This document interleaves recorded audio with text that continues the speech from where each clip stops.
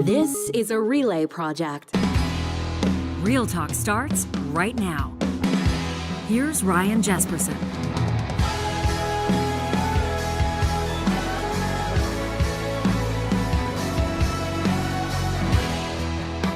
In just about a month's time, Albertans will head to the polls.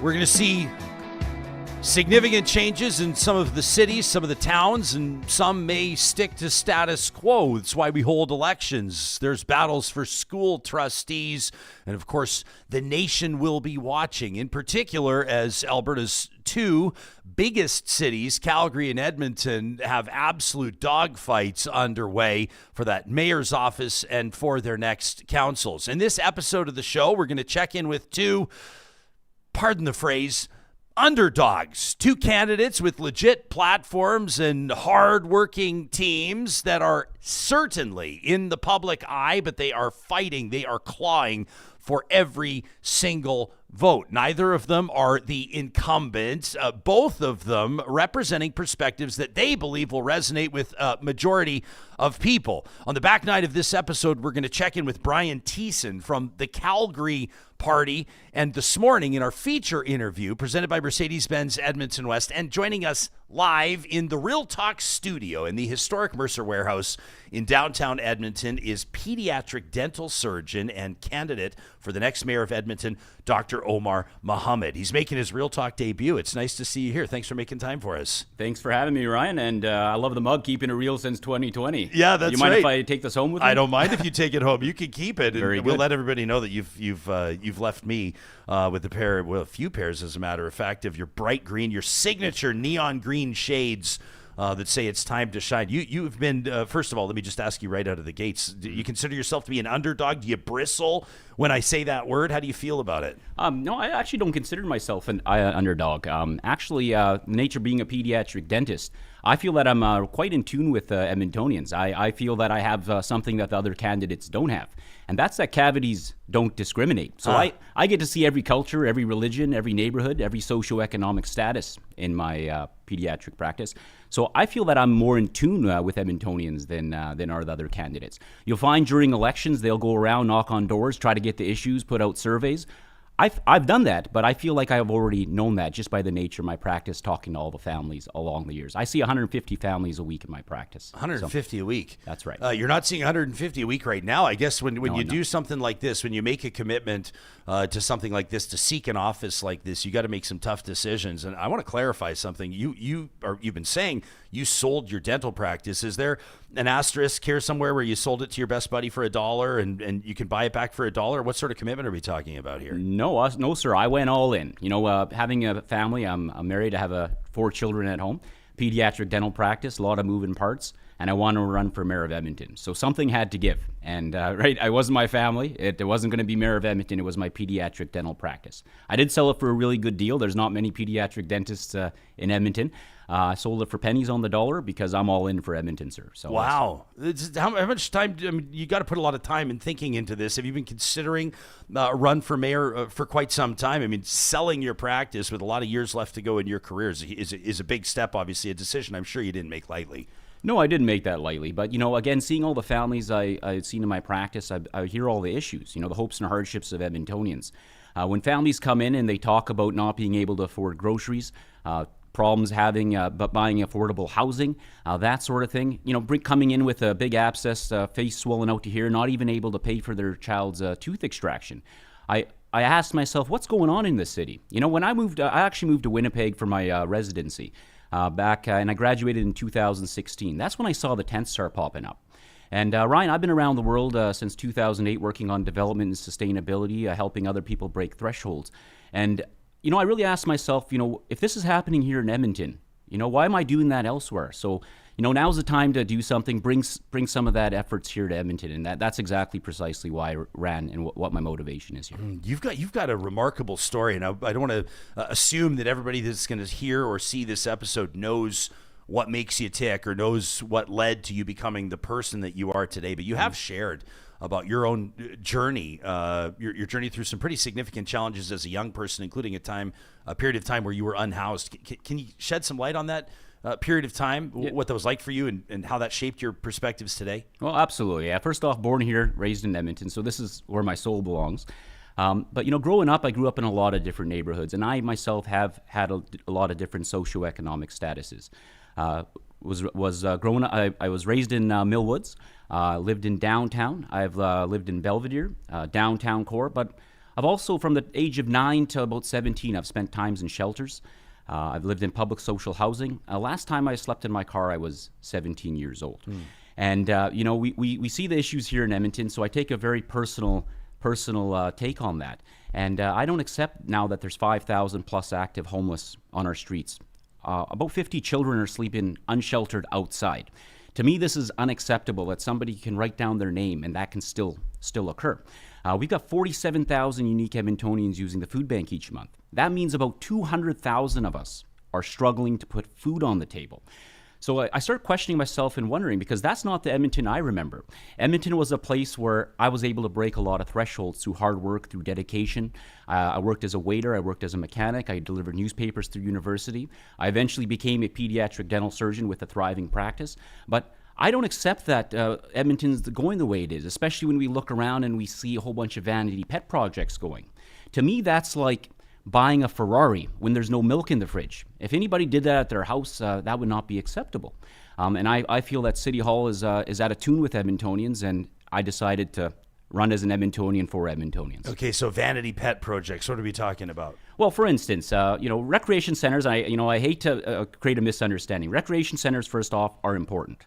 But when you start building recreation centers with amenity like a velodrome, who's that actually going to benefit? That does not benefit the majority of Edmontonians. That benefits a very select, privileged few. And again, we all like nice stuff. We all like Ferraris. We all like, big shiny objects. But when we are having the situations we're having in Edmonton, I don't accept that. Those are the kind of things I'm talking about. We've got the Lewis Farm Estates Recreation Center. It's $330 million. Recreation centers, again, important, but ones with big, huge glass windows, big works of art, lazy rivers, extra amenities that are, I would call luxuries. Those are the things I'm talking about, Ryan. So you have a very interesting platform, and I want to dig into it. By the way, congratulations on your performance in the Edmonton Chambers debate, mayoral candidates debate within the last week of when we're talking. You were one of 5 up there, fighting to get your fair share of the attention. Obviously kind of interesting with 5 different platforms being bandied about. But you strike me as a candidate that is exuding empathy. You're talking a lot about families that are struggling. You're talking a lot about some of the very real challenges that Edmonton's facing. But also, in a way, you didn't use this word, but you're almost presenting an austerity type approach to budgeting. You're talking about paring down the vision or the offerings of rec centers as an example. You want to see property tax freezes. We'll get into how you plan to do that. But you are trying to strike a very interesting balance, right? Typically, the people that are calling for freezing property taxes and no new spending, little cutting spending, are not addressing things like homelessness or children that are struggling. They're not talking about the food bank because it's tough to sort of find a balance between empathy and that real fiscal sort of a tight package that you're talking about presenting. So take us into where your head's at on that and how you'd pull that off. Well, my head's in. We're all in this together. If we ignore any part of either people who make a lot less money versus people who make a lot of money, if we don't bring it all together, then we don't all succeed together. So running an austerity budget, it's essentially freezing property taxes will actually help us raise our revenue. Really, what we're talking about is our revenue. And City Hall continues to raise property taxes in order to get more money, but digging into the pockets of Edmontonians. Freezing taxes, believe it or not, will actually help businesses, will help industry, will actually increase our overall tax base. That's what I'm talking about. I don't want people to get misunderstood or have myself being misunderstood when I say freezing property taxes, running an austerity budget, and running a lean thing while we want to do all these social programs. I'm saying they're important to do these social programs. I'm saying it's important to take care of one another, and at the same time, it will benefit all of us. Let's not forget that as home insecurity goes up and food insecurity goes up, so does desperation in crime, Ryan. And when desperation in crime goes up, that affects small businesses because they're dealing with increased theft, smash and grabs, increased vandalism, and the taxes are also affecting small businesses. By freezing property taxes, we're going to help small businesses not only by keeping more money in their pockets, but we're also going to allow industry. This is a big thing that we're really missing out here in Edmonton. We've got about 4,000 hectares of industrial land that we're not using, and our mill rates are double that of our surrounding areas. We're having businesses that have been here since 1962, like Streamflow Industries, looking to move their projects outside of Edmonton. Because they're going to save $750,000 a year on property taxes. Now, we're losing industries. We're having less people paying into the pot. And we keep digging into the pockets of Edmontonians that $100 or $200 a month on their property taxes are affecting their grocery bills. We're struggling with groceries. So, that's what I'm saying. I'm not saying we're having less. I'm saying we're actually going to have more by doing this. When it came to the strategy behind your campaign, how much of you or how much of your consideration went to a council run versus a mayoral run? Not to say you can't be the next mayor of Edmonton. You absolutely can. There's 33 days, like we said, until the election, and every campaign is going to be pedal to the metal, and crazier things have happened. We've seen people gain 10 or 12 points in polling over a month or so. Did part of you consider becoming a strong voice on council, maybe mayor down the line, or take us into that decision? Well, no, sir, because I feel that the most efficient way and the most appreciable difference in the quality of lives that I can make for Edmontonians is by running for and becoming mayor of Edmonton. I believe that's the seat. I've been around the world working on, again, development and sustainability, and I believe the leadership role is to bring everybody together. I have the ability to put my ego aside, set goalposts, and work together. And I've done that for very, very many years. It's been a big part of why I've been successful, been able to break thresholds myself. So no, I believe that the mayor's seat is the most efficient way I can make an appreciable difference in the quality of lives of Edmontonians. I'm never going to forget the first time that I met you, man. It was wild. I don't know if you remember this, the IC Change Gala. You remember this? This Absolutely. Is Innovative Canadians for Change. It's a remarkable NGO established in Edmonton, doing incredible work around the world. I was hosting it, and you were the live auctioneer. And this is the very first time I saw you. And you came in dressed better than I was, with a bigger voice than mine, a bigger personality than mine. It's a very unusual situation for me to meet somebody with your sort of dynamism. But it struck me in that moment. Obviously, you had a passion for the cause, but also your ability to communicate and your ability to reach people. What's it been like at the doors for you? What's the experience been like for you since you were, by the way, first out of the gates, not with your candidate nomination? You've been on this thing for a year already. Talk to me about the relationships you're forging with Edmontonians. Oh, thank you very much for the compliment, Ryan. I actually like your voice a lot better than mine. Oh, geez, you're just sucking up to the host. Yeah, very good. Yeah. But yeah, charity auctioning, it's one of those things that, I can put out there and bring a lot of positive energy together, bring people together to work for a positive cause. Back to that collaboration. Going at the doors, I hear the issues that very similar to that I've heard in my pediatric dental practice. Edmontonians are tired of the increase in property taxes, not getting the services that they expect. Edmontonians are upset with the level of poverty they're seeing in Edmonton. This is a commonwealth. The wealth is not so common anymore, Ryan.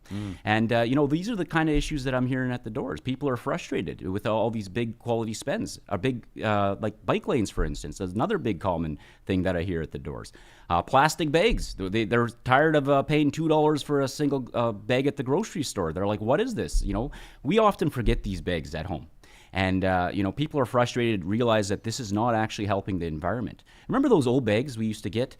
We often use them back at home for our garbage. We use them to pick up our pet waste. Now we're buying them off the shelves. You know what a net negative this has been for the environment? So I hear a whole skew of things. I'm hearing exactly what were the reasons that I went in to run for mayor of Edmonton. I'm hearing those at the doors as well. So what would be your, let's talk about bike lanes. It's not like the biggest expenditure that City Hall undertakes, but it strikes me as one of the most controversial. Another candidate is calling for a moratorium on bike lanes. One candidate in particular is very pro bike lanes, cycled to his interview here on Real Talk. What would you do on the bike lane file? It's a very divisive one. It's a very polarizing one. It's very polarized. And, I'm a big outdoors guy. I like to do a lot of hiking. I do bike myself.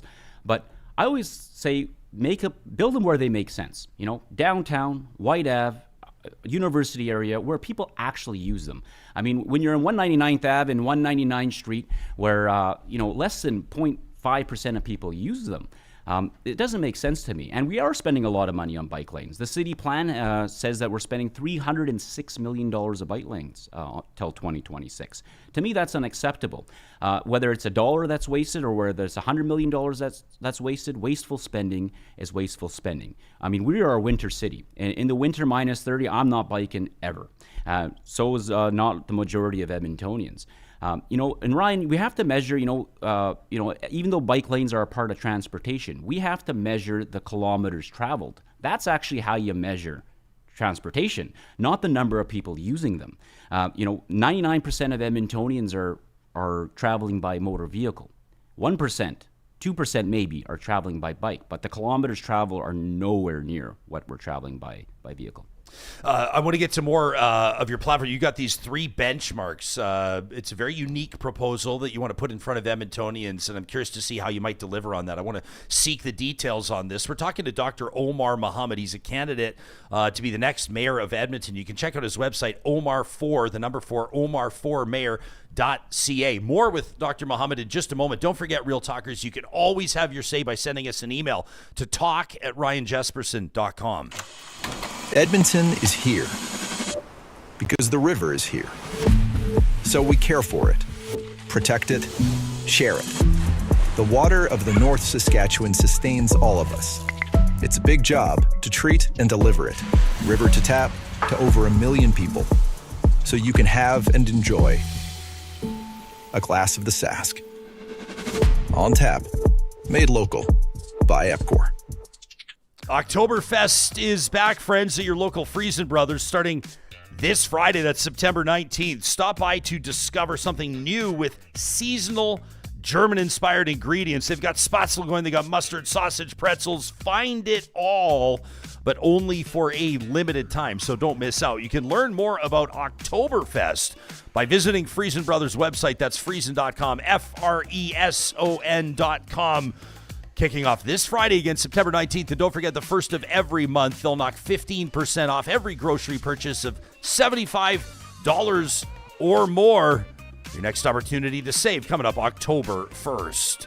I want to talk to you about how Alberta is winning with Play Alberta. Not only is Play Alberta the most safe and secure way to bet casino, sports, and lottery online, and not only does all revenue go right back to the province, but Albertans are winning big every single day. 10, 50, even as much as $100,000 is won daily on Play Alberta. They've even made millionaires. And best of all, for a limited time only, new players can receive a $1,000 casino bonus. You can download the Play Alberta app wherever you get your apps. Check out all their great offers and get started today. Find more details at playalberta.ca. And don't forget, every Thursday on Real Talk, Play Alberta presents Alberta Wins, a nonpartisan, non-political, feel-good feature on Alberta winning big on the national or international stage. That's coming up on the next episode of Real Talk. Our friends at North Road Investment Council invite you to sign up for their monthly newsletter. If you feel like you can't see the forest for the trees, their monthly newsletter curates the most interesting articles on investing, retirement, wellness, and travel. You can sign up for that monthly newsletter by visiting their website, northroadic.com. And keep an eye out for North Road's Marshall McAllister. He's going to be joining us on the next episode of Real Talk. We're going to get into some stuff that, well, to be honest, I feel stupid I don't know more about, so we're going to bring on Marshall and make us all smarter. How does that sound good? North Road is a steady hand and a studied voice to guide you through wealth and investing. Again, their website, northroadic.com. Hanging out with Dr. Omar Mohammed. He wants to be the next mayor of Edmonton. And, he's here with us live in the Real Talk studio in the historic Mercer Warehouse to lay out his plan. You've talked about these 3 benchmarks you want to see municipal politicians deliver on. You're calling for more accountability, and we hear that buzzword oftentimes from candidates. But I want to know how you would actually make it happen, how you would hold yourself and a council accountable. What are the 3 benchmarks? Well, we know accountability. Accountability means there's a consequence to your actions or your inactions. Ryan, in the real world, failure to meet your job expectations usually means you no longer have it, right? City Hall, they're allowed to blow through our budgets, raise our property taxes, put us further into gross debt, but there's no consequences. In fact, they actually all got raises. The mayor of Edmonton now gets paid $223,000 a year. That's a raise of $17,000 from the beginning of his term. The councillors get $126,000 a year. That's a $10,000 raise from the beginning of their term. Plus, they get a health care plan, they get a car, right? They get a whole bunch of perks. Where's the consequences? That's why, as mayor, I'm going to advocate for a change in the Local Elections Authority Act. That would make any municipal politician ineligible for re-election or a raise if 3 basic benchmarks are not met for at least 2 out of 4 years. Number 1, freeze property taxes. Number 2, balance both operating and capital budgets. And number 3, stop piling on the debt. Then and only then should you be eligible for re-election or a raise. And that's what I'm talking about. Just to clarify, Edmonton City Councillors, there's no city-owned cars, but they'll receive a monthly vehicle allowance to offset transportation costs of about $600 per month. The mayor gets a slightly higher amount than that. That's been frozen since 2021. You got to find like this balance, though, don't you? You're talking about you see value in rec centers, but you think that they're too opulent. My word, not yours. Sure. You see some value in bike lanes. You say you're a cyclist, but you don't like how they've been rolled out. You're talking about city councillors making $120,000 a year. I'll go on the record and say I don't think that elected officials make enough money, because I don't think that we're necessarily drawing the best people to politics, or at least I think that we're ruling some people out by where we have those salary sets. Like, how are you going to find that balance? Because I know that you know very well that Edmonton's adding 40 or 50,000 people a year. I know that you have to have amenities for these people that are moving to Edmonton. You don't want Edmonton to get the reputation as the city that's either dialing back or that's basically compromising its vision, right? Don't you have to present? You're a dynamic guy. You have to have this optimistic, positive vision. But you're talking about spending cuts across the board. I mean, that's a tough balance to strike. Well, of course, but here's the balance. Maybe this can relate. And back to the Ferraris versus milk. How about a Honda Civic or a Honda Accord? It's reliable, it's safe, it fits the bill.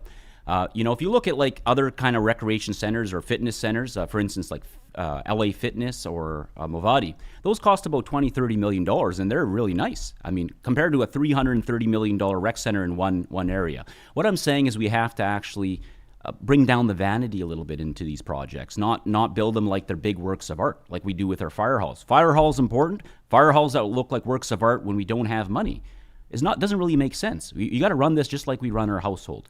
Spend the money we have, no more than that. Right? That's what City Hall is supposed to do, things that benefits all of us. Instead, they've poured hundreds upon hundreds of millions of dollars into these vanity pet projects. Look at the $80 million on the electric buses. They're destined for the scrapyard. 2 recreation centers we spent $480 million on. That's $500 million. Unacceptable. $170 million on the bike lanes to nowhere. I'm talking about the suburban ones, not the ones in Central. We're planning to spend over $600 million on our deteriorating Blatchford housing project. Where's the affordable housing there? And now we're participating in a $250 million theme park in our ice district downtown. That's not how you revitalize downtown. You revitalize downtown by bringing people downtown. Sure, people are going to come visit, but then they leave. That's not revitalizing downtown. To pay for all this, to service our debt, we're paying $381 million a year.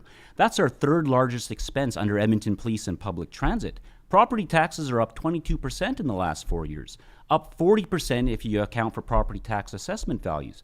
Families are struggling. We have 47,000 unique Edmontonians using the food bank each month, and we have 5,000 homeless. That's doubled in the last 2 years. That's why we have to bring fiscal responsibility back to City Hall. And that means spend our tax dollars wisely on things which benefits all of us, not on these vanity bills. That's what I'm talking about. To be clear, if you're elected mayor, you're committing to freezing property taxes for 2 out of the next 4 years. That's right. That's a big deal. It is, but I think it's going to help all of us, and I'm convinced it's going to help all of us. We're not going to be able to do it right away, and that's why I'm saying 2 out of 4 years. Right now, our property taxes have gone up 3 times the rate of inflation. And so what are we doing here? And that's what I'm talking about. We need to catch up. We have another $400 to $600 million of revenue right now. And back to 50 to 70,000 Edmontonians coming here every year. This is an absolute opportunity.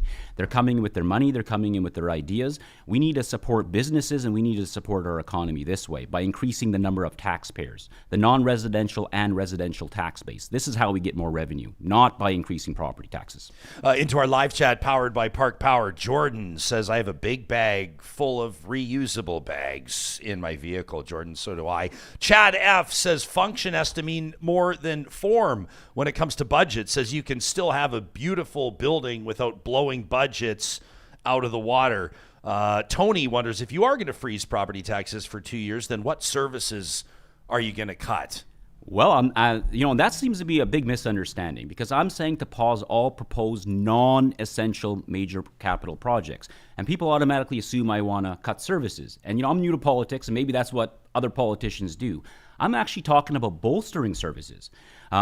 Good fiscal responsibility means starting with a zero-based budget review, looking at all our line items, not only to cut waste, but increase efficiencies. That's going to give us more money on our operating budget to the things we need.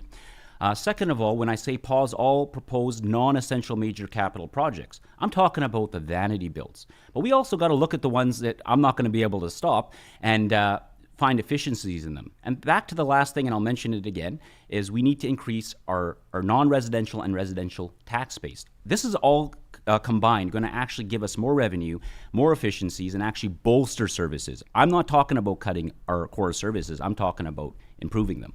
What are you hearing at the doors about infill? Like, where does infill stack up to you, or like zoning bylaw? Where does it stack up to you, maybe on the list of top 5 or top 10 election issues?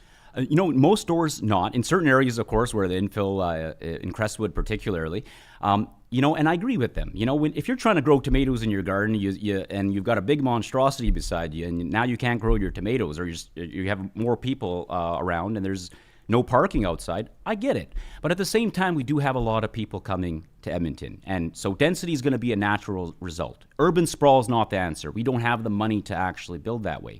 But Edmonton has a lot of green space and land inside that we can build. And, to the individuals that have had to deal with these big monstrosities beside them, I feel bad for them, especially when we have areas like Blatchford, which we haven't developed.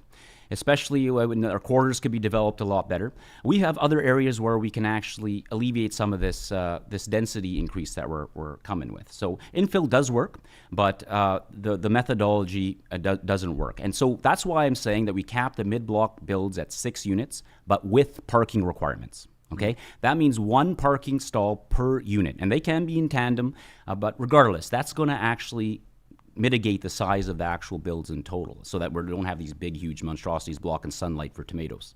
You've taken public safety, I think public perception, or even the public experience around safety on public transit, and put some pretty interesting proposals out there, right? You're talking about zero tolerance for violent repeat offenders and chronic fare evaders. There's a lot of layers to that one, of course. You've talked about adding turnstiles at LRT stations, increased cameras, more police. Obviously, all that stuff costs money. When you take a look at how the city has been managing that file right now, it's no surprise to the mayor and council, or at least the previous iteration of it, that this is an issue. It's not like it's not on the Edmonton police radar. What are you offering that's different or innovative, and what gives you the sense that it's doable? Well, we know the polls, and I didn't do this myself, but 75% of Edmontonians fear becoming victims of violence on public transit. That's why ridership is actually down from where it should be. By increasing ridership, by increasing security, we're actually going to have more people ride our public transit, which is going to give us more revenue. Fare evaders has to deal with paying to ride the train. Right now, we do it like we do in the 1800s. You get on the train first, and then we check your ticket. Turnstiles will increase actually the number of people paying. Just like when you go to a movie theater, you check. But violence, and it does occur on our public transit, which is why we need zero tolerance for violent offenders. It absolutely has to be a safe place. What does that look like, though? What's zero tolerance? Zero tolerance means you get a ban. You get an absolute ban. And we'll use AI technology to do so. This is 2025, and we can absolutely use AI technology to do so. Better cameras, better lighting. When you increase lighting, actually crime goes down. This is in research. The brighter it is, the less likely crime will occur. And that includes small businesses around as well. Help them with their lighting. Do you, I have this, like, let me take you into my psyche for a second. So when I'm doing these interviews, you want to treat each campaign as its own. Give each candidate the fair shake, the same amount of time, the same sort of number of questions. Fair. What I can't help but notice is, of the 5 candidates that were on that stage at the Edmonton Chambers debate, 4 of the campaigns have some very similar talking points. 4 of them have, like, I'm not going to say they're identical platforms, because they're definitely not, and that does a disservice to each of you. But it strikes me as though there's one candidate, and I'm talking about Andrew Knack, who's over here, and he's kind of the progressive candidate, and then there's like 4 other candidates that are saying a lot of the same things about property taxes, about infill, about single-use plastics, about bike lanes. But you get the idea. There's like 10 things, and they're all similar. Talk to me about how you're fighting for that space, whether or not you think you 4 are going to be splitting votes. Talk to me just about the kind of the tactical nature of this. Right. Well, talking about all these issues, to be honest, when I was up there, I felt like all the other candidates, minus the one that was the one outstanding, was kind of parroting my messaging. I mean, I was the first one to say freeze property taxes. And I remember people telling me, you're being silly about this. But I was sure about it. And, when I'm sure about something, I do put it forward. And I felt like they were actually parroting me, in all due respect to them, which is like, well, maybe they're now starting to get in tune. And that's probably because they've done their data, they've knocked the doors, they've finally got their research. But I was coming in back in November with this exact platform. And I don't feel that the other candidates were. Back in March, if anybody looks at my videos, I actually have a video up about the plastic bags and the plastic bag bylaw. And now they're mentioning it now, very, very months, like 33 days from an election. I've been always in tune with Edmontonians. So I'm actually happy the other candidates and majority of candidates are talking about the same issues because these are the real issues. And that's what's going to make Edmonton better. We're showing one of your videos right now. People can search Time to Shine or just search for the Shine Together channel. I will say you are absolutely, without a doubt, the only mayoral candidate that's releasing hip-hop videos. That's for sure. Yeah, for sure. Is that a step outside your comfort zone? Definitely not outside my comfort zone. Life is short. Life is about experiences, and life is about bringing people together and positive energy.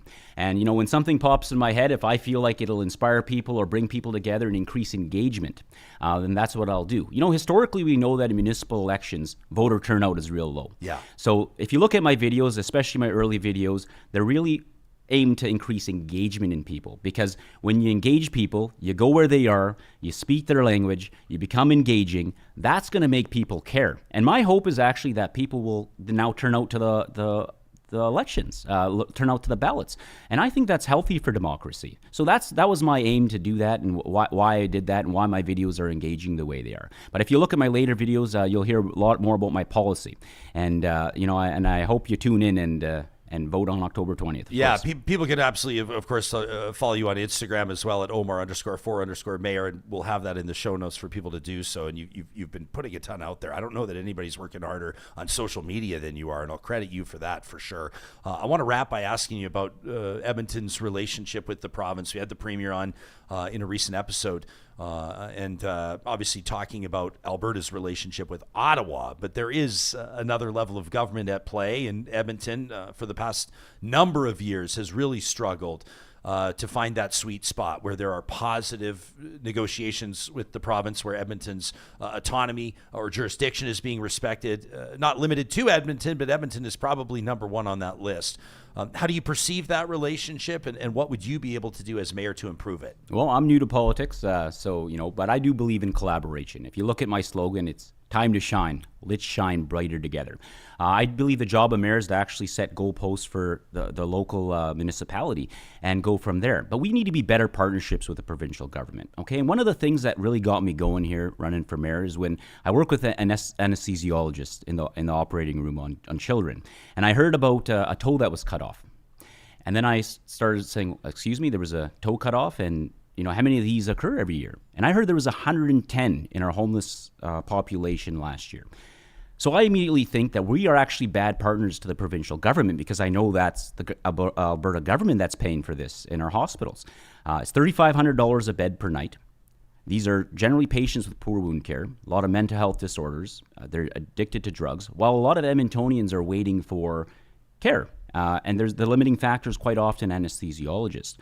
Immediately, I see a win-win-win solution here, how we can be better partners to the provincial government by actually tackling this a little bit. So that's the kind of stuff I'm talking about. I really feel we need to be better partnerships, not pointing problems like these are provincial problems, because these are human problems. And that's where I stand. Human problems are human problems, not provincial problems, not federal problems. And we all working together. It's time to shine. Let's shine brighter together, is what I'm saying. That is Dr. Omar Mohammed. He is a candidate for the next mayor of Edmonton. You can check out his full platform and connect with his campaign by checking out his website, Omar4, the number 4, Omar4mayor.ca. Doc, thanks for joining us here in studio in our feature interview presented by Very Mercedes-Benz Edmonton West. I respect the hustle, man, very much. All the best the rest of the way. All right, it's time to shine, Edmonton. There you go. Let's That's shine brighter Dr. together. Omar Mohammed. He's going to be making his way out, and in just a second, we're going to be connecting with the candidate. He's the leader. I mean, he's the mayoral candidate for the Calgary party. It's Brian Thiessen, who's going to be joining us in just a moment. These are back-to-back features here in a... How do you feel, Johnny? Does it make you uncomfortable that we're calling this an Underdogs episode? I think it fits, but I'm going to ask Brian the exact same thing when we bring him on as well. Omar says, well, I don't consider myself to be an underdog, but these are two candidates, that are absolutely grinding. They're fighting for every single vote because, incumbents, everybody talks about how incumbents have this advantage because everybody knows your name. Everybody knows who you are. A lot of people have paid attention to your track record. That can work against you too, though, right? Oh, come on. Everybody loves an underdog, Ryan. What are you talking about? Everybody loves the underdog story. When I moved to this city as a DJ, I was unknown. I entered a DJ competition. They called me the underdog, too. Is that right? And I smoked everybody. So underdogs make impact, for sure. Did they really call you the underdog? Of course they And did. it motivated you, I bet. They second-guessed me, right? Yeah, wow. I like that. We'll get to Brian in just a second. And I want to ask him how he feels about the exact same thing. Plain Power by Park Power says on-street parking causes more traffic congestion than anything. We need to abolish it. How are we going to abolish on-street parking?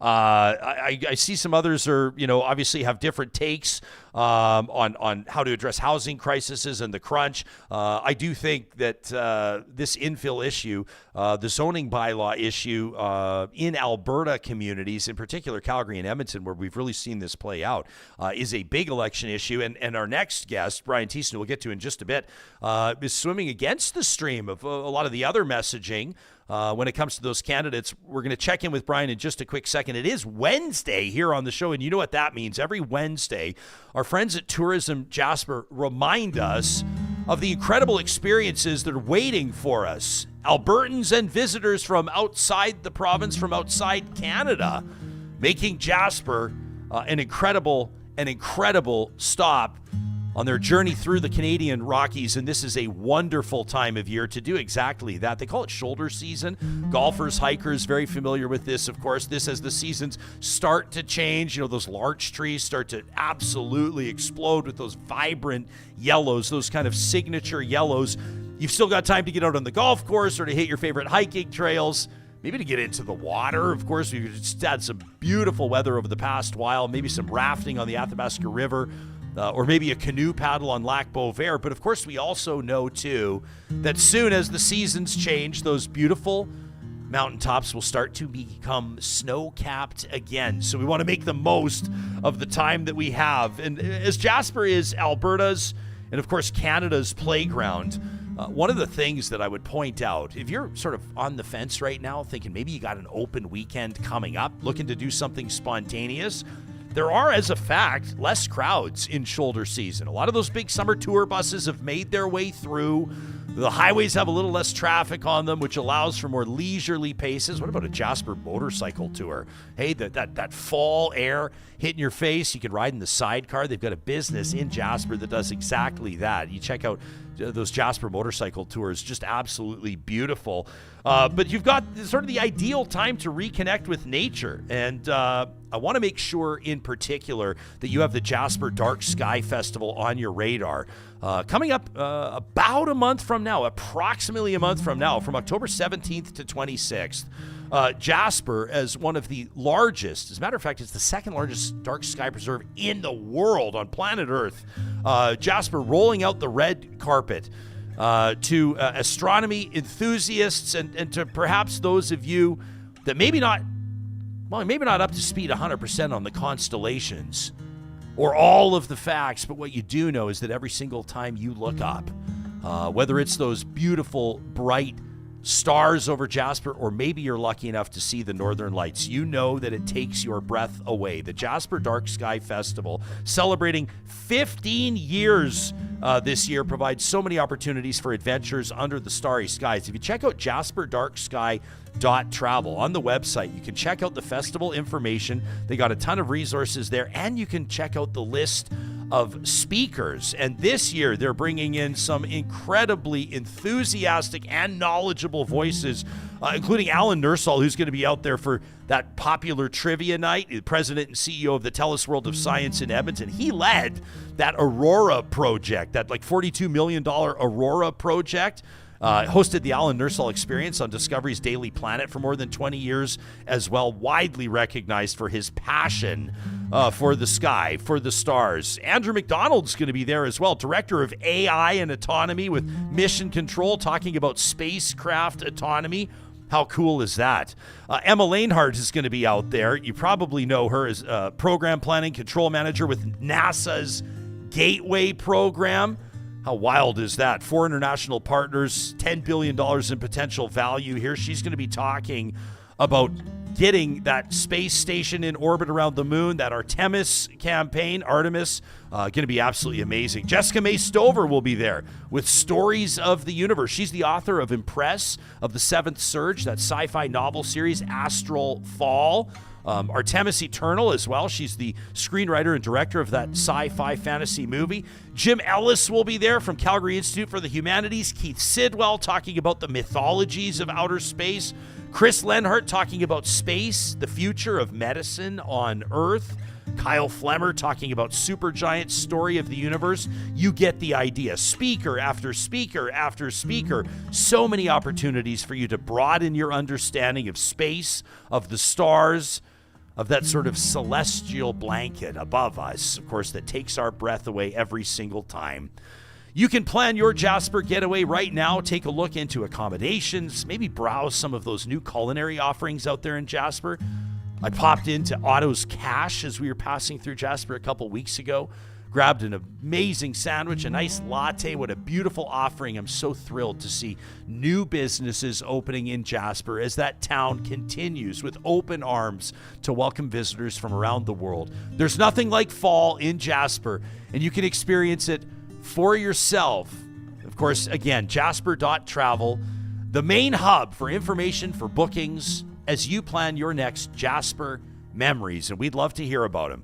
Tag us, tag Real Talk RJ in your posts from Jasper. Your family, your adventure could be featured in an upcoming episode of My Jasper Memories, proudly presented by our friends at Tourism Jasper.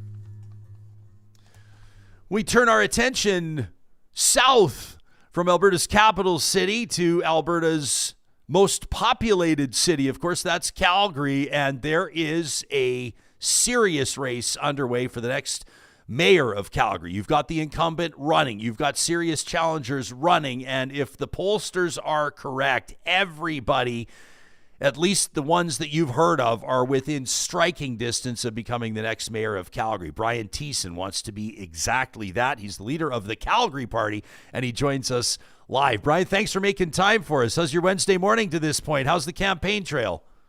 Campaign trail's great. Thanks for having me, Ryan. Really appreciate it. Yeah, well, it's my pleasure. I want to ask you the same question I asked Dr. Omar Mohammed up here in Edmonton just a moment ago. I asked him if he bristles or if he considers it to be a pejorative to be referred to as an underdog. Do you consider yourself to be an underdog? Are you running an underdog campaign? Where's your head at?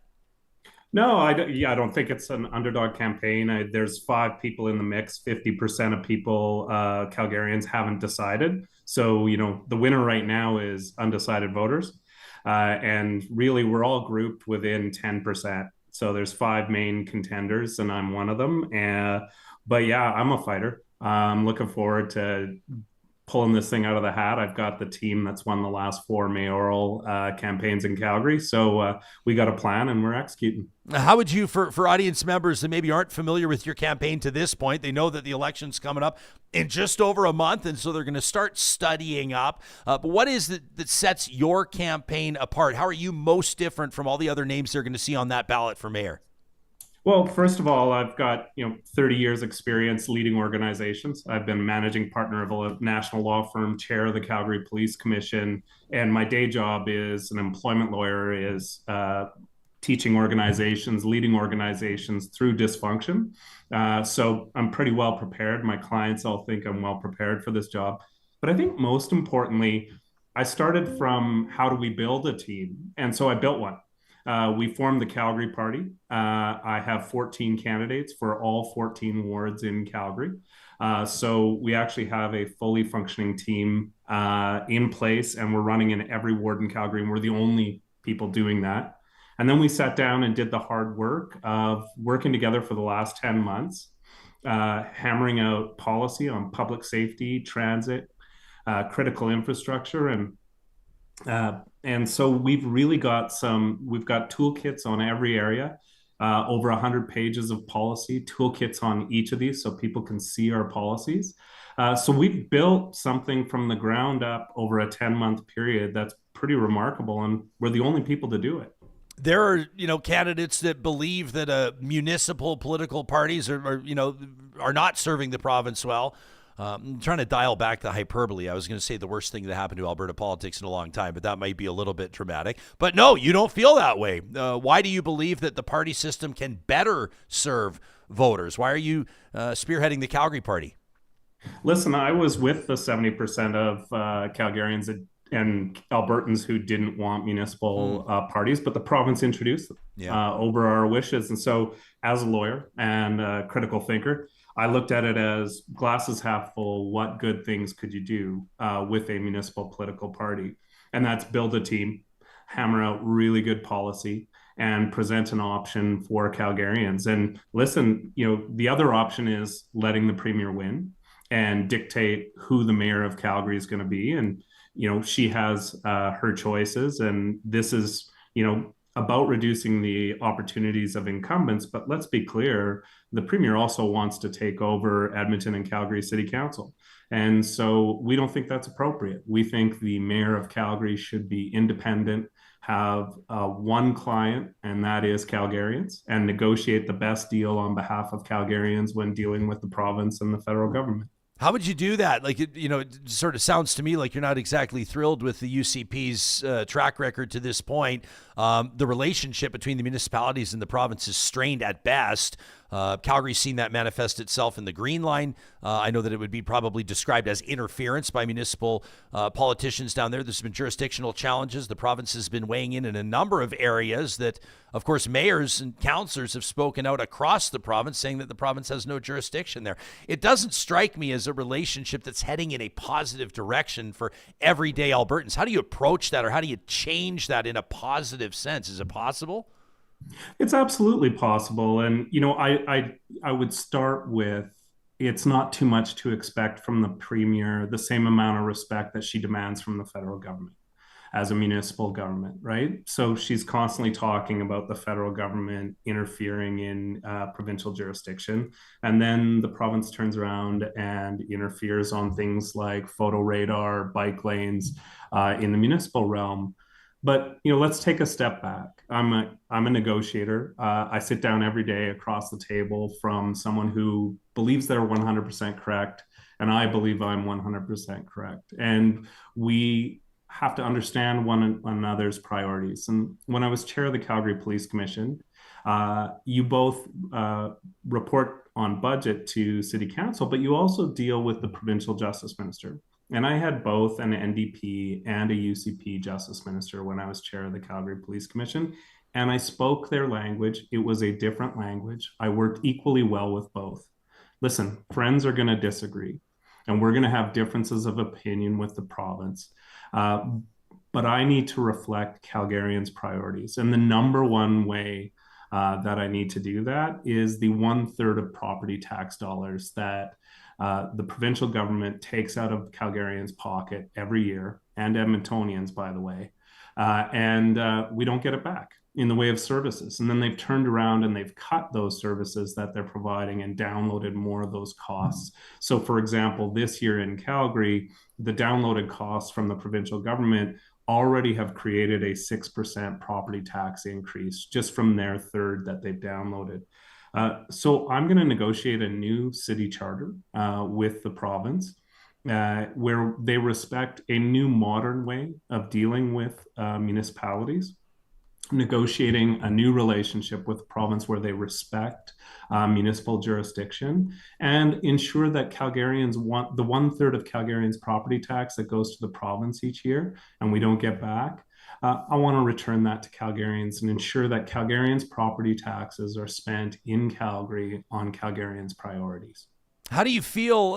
It's been very interesting to see these two cities over the past year or so. Interesting is not the word that some people would choose. People in Edmonton that have an eightplex going up on both sides of their properties. You know, obviously we all understand, I think it recognized that the populations are growing. Calgary is growing at almost twice the rate of Edmonton right now. If the numbers I've seen are accurate, Calgary's adding about 100,000 citizens per year, which is wild to wrap your mind around. If you think about how infrastructure will be stretched, how services will be stretched. So there's no doubt that there needs to be changes in how these cities are accommodating these new residents, but they're not without controversy. They're not without pushback. What does your vision look like of how Calgary builds itself out and accommodates, let's say, 1 million new citizens over the next decade? Yeah, listen, we are growing. We grew at 28,000 people in the first quarter of this year, and 100,000 a year we're adding in Calgary. So we don't have the luxury of waiting on housing supply. And so we proposed a housing toolkit, and what we've outlined is a streamlined process to address the housing supply issues. So we want to review the regulations, and they just get more and more complex in cities like Calgary, layers and layers that people don't understand. So we've proposed a 3-3-3-1 housing policy, which is a streamlined housing policy, 3 days for home renovations, especially accessible upgrades, 3 weeks for single family homes and townhomes within existing zoning, 3 months for mid-rise and multifamily projects with zoning in place, and 1 year for large scale developments. And then we've got to promote strategic density. So we really need to focus on development near transit and identify about 30 or 50 well-serviced sites across Calgary capable of housing about 10,000 to 30,000 people. So that's transit-oriented density. And by the way, you know, we're a centrist party, so we take ideas from across the spectrum. That's actually very close to what the federal housing policy was in the last election. And so transit-oriented density is going to absolutely have to be a big part of it, and that takes huge pressure off neighborhoods.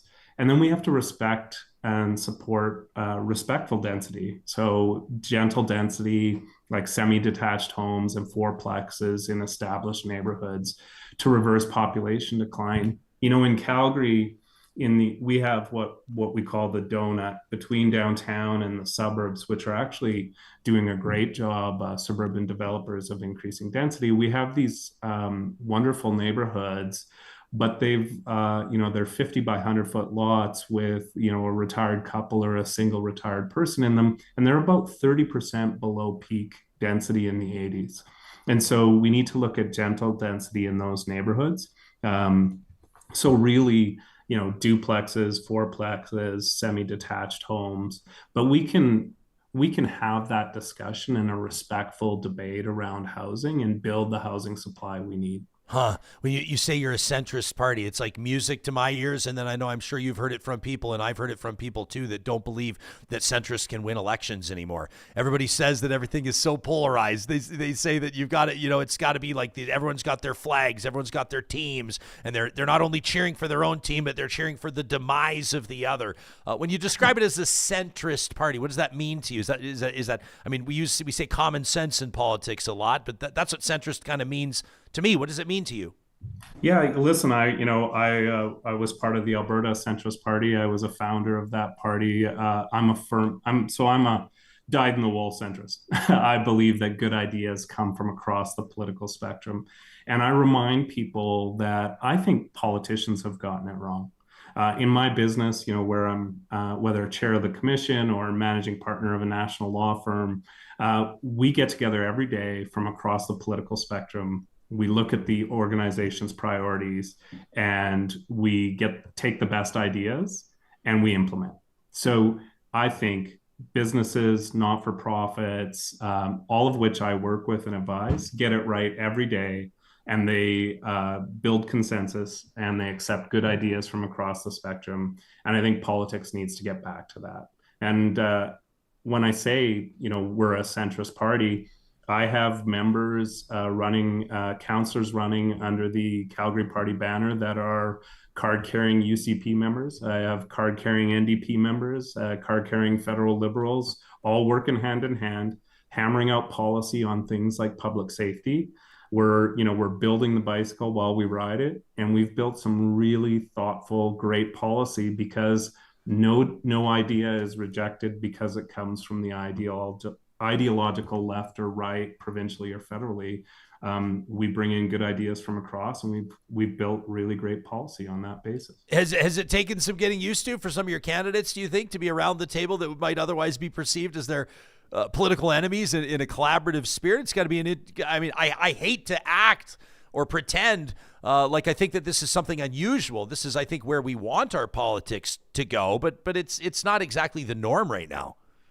No, it's not, but it should be. The funny thing is when you sit down and you actually talk to people from across the political spectrum, as I do all the time, the truth is most people get involved in politics because they want to improve society around them. And they may have some differences in how you get there. But Ryan, this used to be the norm. Like the gulf between Paul Martin liberal and a Joe Clark progressive conservative was not far apart. They had way more in common on how they wanted to build our country, our cities, our provinces than the differences. And I think people have really gotten tired of this. We have a discussion around housing, and I've got sitting city councillors in Calgary pouring gasoline on the fire on a debate around how we provide housing for the 100,000 people coming every year. I'm going to do the hard work of fixing zoning. I'm going to sit down and listen to people. I went to those hearings.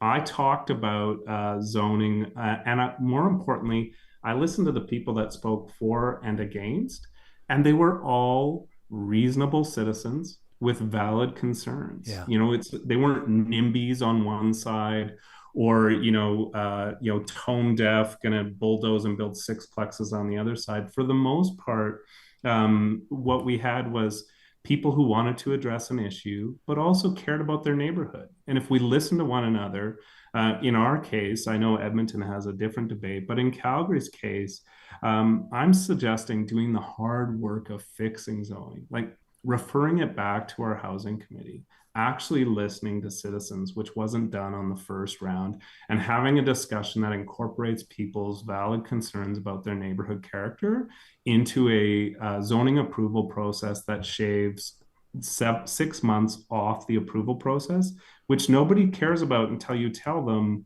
that's $50,000 on a single home that gets added to the cost of your single home by a process that 95% of these were approved in the past. So when I sit down and have discussions with people about even topics like zoning, they don't need to divide us. These are solvable solutions that reasonable people can come together and solve. You're not afraid to wade into a contentious issue. You want to bring back photo radar, don't you? Yeah. So listen, as chair of the commission, I got to tell you, in Calgary at least, the CPS, Calgary Police Service, published all the locations of photo radar. So you knew exactly where photo radar was. They put them at the most dangerous intersections, high collision intersections. It actually saves lives. And the Calgary Police Service will tell you it saves lives. And they're not trying, yes, it's also a $28 million hole that the provincial government blew in the CPS budget, and Calgary City Council had to pick up that tab. But most importantly, we're back to school right now, and we have, school zones, safety issues, and photo radar absolutely saves lives on our streets.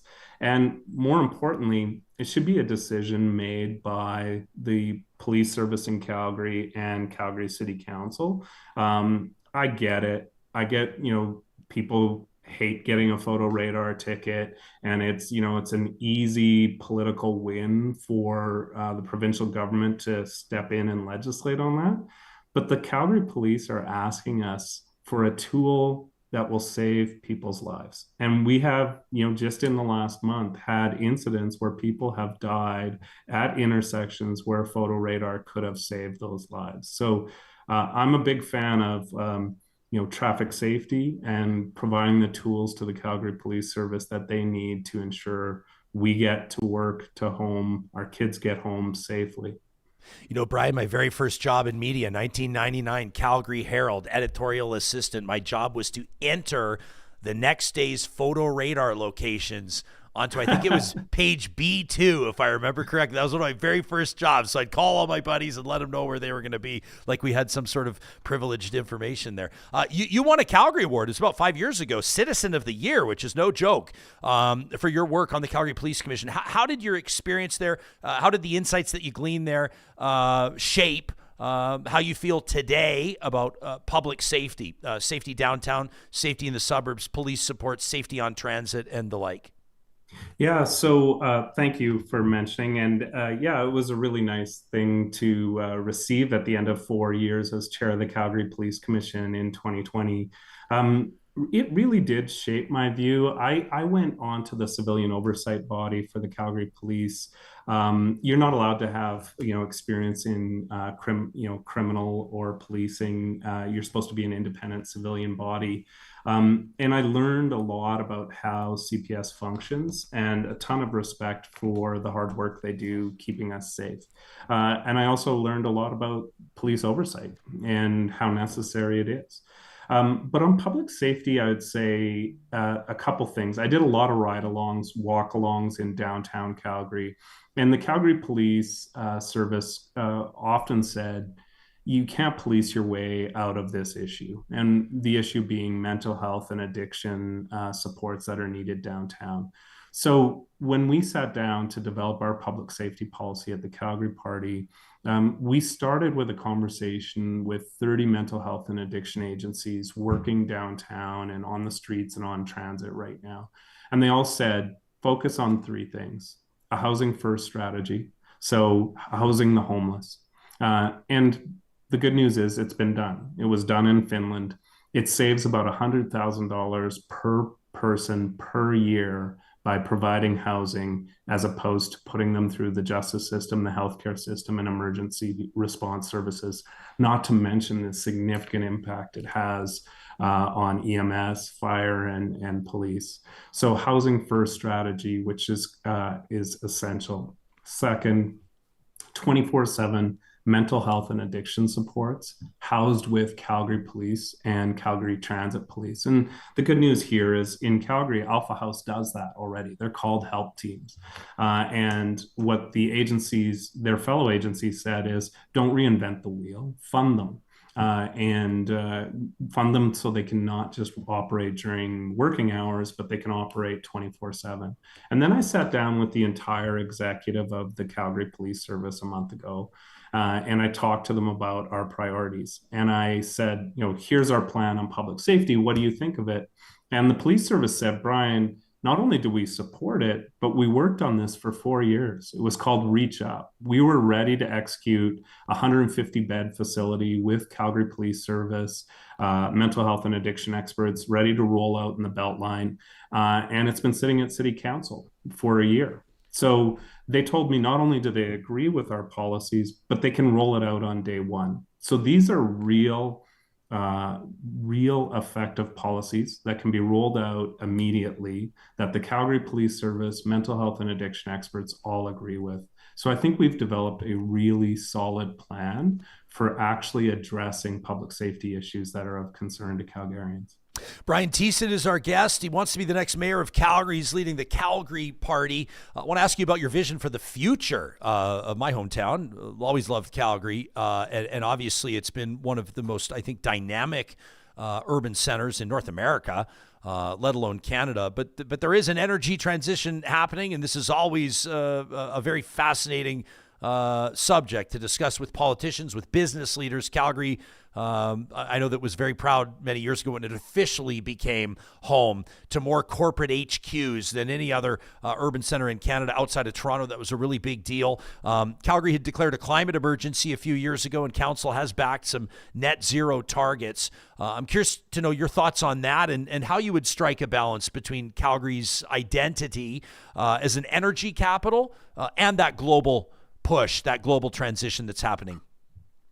Yeah, listen, I think Calgary deserved to win the award for best city in Canada recently in the last month. And I actually think Calgary can be the best city in the world to work, live, and play. And that's what I aspire to. I spend a lot of time in my day job working. I've spent 30 years working with the organizations downtown Calgary. And I will say, on the climate emergency declaration, I'm more of a believer in Calgary being an energy superpower. And so I work with clients like Suncor, TC Energy, and Trans Mountain, who do amazing work and drive our national economy. But I also work with clients like Blue Earth and Greengate that are world-leading suppliers of clean energy like wind, solar. So we do both, and we are actually an energy superpower and an energy capital in the world. And the people who run those organizations learned their knowledge of the transmission structure in Alberta, how to provide that energy in the oil and gas industry. So there's a lot of crossover, and we can do both, and we absolutely need to do both. But we've also done significant work in Calgary on diversifying the economy. We work at my firm with thousands of tech startups, from ag tech to clean tech, all across the spectrum.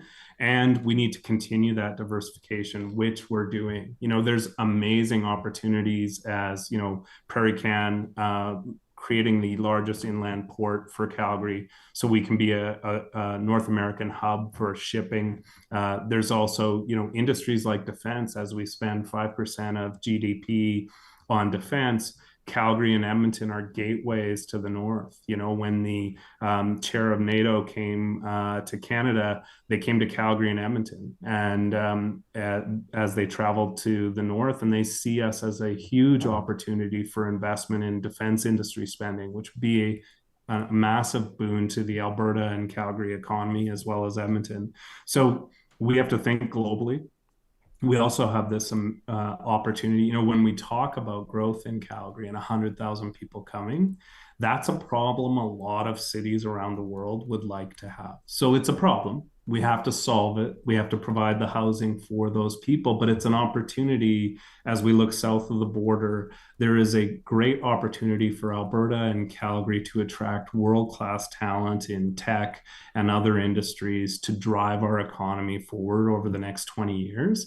And if we do it right, we can be the best positioned provincial and municipal council governments in the world to capitalize as the economies around the world diversify, as we attract top world talent. So I'm really excited. If we lay the foundation properly for Calgary, we can take that step to the next level and we can compete. We always do this thing. I always used to say to the Calgary Police Service, don't compare yourself to US police services. That's not your benchmark. Your benchmark is the UK, New Zealand, people who are doing it at the highest level. And I think for Calgary, it's the same thing.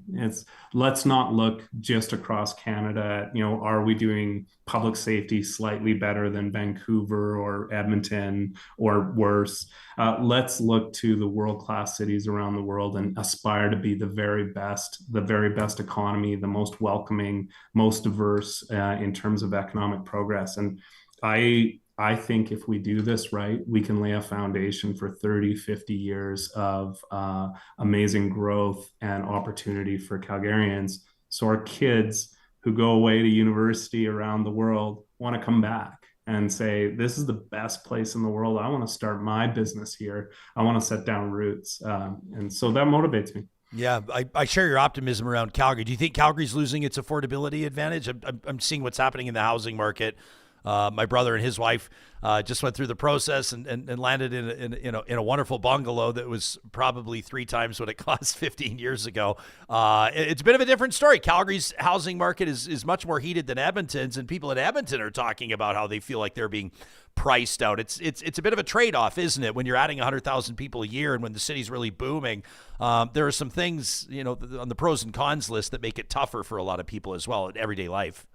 Yeah, the fact is, Ryan, the province put up an advertising campaign across the country. Downtown Toronto, they were advertising, come to Alberta, there's cheap housing, right? And probably we should have done the housing part first before we, advertise across the country to attract everyone. But the truth is, Edmonton and Calgary are amazing opportunities for people, and people around the country and the world see that opportunity. That's a good thing. There is going to be inflation, which is why we have to have a housing supply plan that is serious about dramatically increasing the housing supply. So that's what we're working on. That's why we're not getting, ground down in debates on zoning, et cetera. We're focused on the much more important goal of how do we supply hundreds of thousands of homes as Calgary becomes 2 million within the next couple of years, and then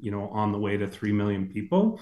And you can't put your head in the sand. You can't just campaign on let's repeal zoning and then what? You have to have an actual forward-looking housing policy that grows respectfully, but it takes into account the people that we're attracting to our city. Brian, I want to thank you for your time. And just in closing, as I referenced, as we do this show, we're just over 30 days out from the election, 33 days, unless my math is off. People will hear this over the next week or two, of course. And as you touched on, the polling down in Calgary, and I know that, polls serve a purpose for sure, but the polls is not the vote. But the polling shows a very tight race for mayor with a number of candidates, yourself included, right there in the mix. It would not be unprecedented for you to make up 10-ish points over the next 30 days, but it would obviously take something that resonated with voters in Calgary. How are you approaching the next 30 days, and what is the number one key message that you'd like to get out to voters in Calgary that you think could help you and your fellow candidates with the Calgary Party take this thing across the finish line? Well, we've got a 33-day plan. We're executing daily on our messaging. We're driving, a housing first strategy, public safety, transit infrastructure, and critical infrastructure, potholes to water mains. But really, if people are looking for the first time, and 50% of voters in Calgary are for the first time, I'm a proven leader. I've led in every organization by building really effective teams. I'm a collaborator who sits down, negotiates a fair deal for Calgarians, and I'm very comfortable working across the aisle as a centrist. And so I think the Calgary Party has provided, we always talk about why don't good people step up? Good people have stepped up for the Calgary Party. We have wonderful community leaders. We have people with experience in business, urban planning, and we've built a remarkable team for Calgarians. This is your opportunity to actually change the discussion, a clean slate, ready to lead and work together. That's what everyone says they want. We're ready. We're available. We've built the team. Look at our policies. We have toolkits on every single issue facing Calgarians. So this is your opportunity to take back control at City Hall and fix the dysfunction. Check out the Calgary Party. All right. That's Brian Thiessen, candidate for mayor in the city of Calgary. And, of course, leader of the Calgary Party. You can check out thecalgaryparty.ca. We'll link to it in the show notes on YouTube and on the podcast. Brian, thanks for doing this, man. Good luck the rest of the way. Thanks so much, Ryan. Have a great day. Yeah, you bet. You as well. I'm seeing a lot of comments here in our live chat powered by Park Power. I'm sure people down in Calgary chiming in, people both inside Alberta and out as well. Ken K says, I wish he was running in Edmonton. You don't have enough mayoral candidates in Edmonton, Ken? But I'll take your point. I mean, it's kind of an interesting position, isn't it? Like, you see these campaigns. I'm not gonna champion or try to crack against or speak out or in support of any candidate. I want you all to to be able to listen to the interviews that we're doing, and form and shape your own opinions. We're speaking to the major candidates, the candidates basically that are polling above 2-3% in Calgary and Edmonton. That's how we're gauging it. We'll have our Real Talk Roundtable mayoral candidate debates coming up. Edmonton candidates coming up on Friday, the 3rd of October, with Tim Cartmel, Andrew Knack, and Michael Walters. That'll be 8:30 Mountain live on our YouTube channel. Of course, you'll be able to find it later wherever you get your podcasts as well. And then a week later, Calgary candidates on October 10th. But we've talked to Jeremy Farkas. We've talked to Jody Gondek, the incumbent.